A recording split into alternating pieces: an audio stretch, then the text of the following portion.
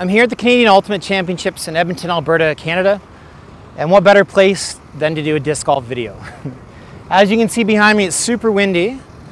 And one of the biggest things that people struggle with when they're putting is how to putt in the wind, okay? And I'm going to give you two scenarios, putting into the wind or putting with the wind, okay? So always important, I always tell kids the only reason we have grass is to check the wind so you know when you're throwing. So you can see the wind's going straight across. So if I'm putting directly into the wind, okay, the wind is going to lift the disc up. If I'm throwing it with the wind or downwind, the wind is going to shove the disc down, okay? Luckily in disc golf we have a target, we have the basket we can aim at. So when I'm putting it, just play with that variation, okay?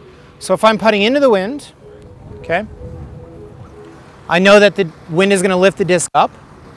I don't want to be soft with it, I don't want to get the nose up because it's going to push it up even more. Okay, so I'm putting into the wind, it's going to lift it up. So I might want to aim maybe right at the base, wind lifts it up a little bit, okay? I don't want to aim at the top because the wind might lift it up and then it might float, okay? So again, it's something you practice with, aim low. Okay, obviously there's a short. Okay, you can see that last one actually rose up just a little bit. Further away, the more the effect will be evident on your putt.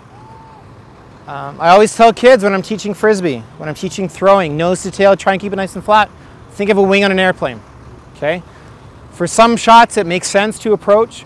Really good video by Paul Ulibarri, gets the disc above, okay? And he's saying nose up and it'll glide along and you can get that to settle down nicely for approach shots. But when it's in the wind, try and keep it nice and flat. Okay, if you're putting with the wind or downwind, okay, the wind is going to shove it down. So you want to aim a little higher. So I maybe want to aim at the top of the basket. Okay, as it drops, it's going to go in the basket. Okay, you see a lot of people aiming low. It's going to get knocked down low.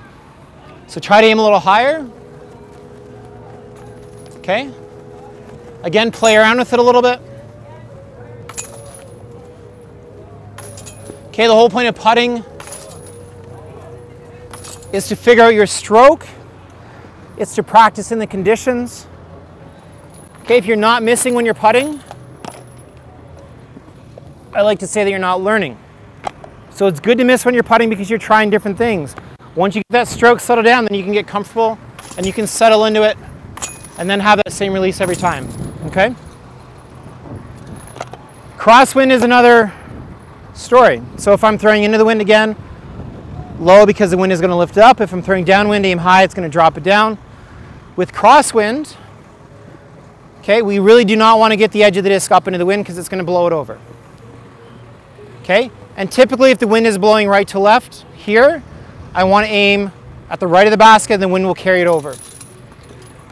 If it's going left to right here, I want to aim here and then the wind will blow it in.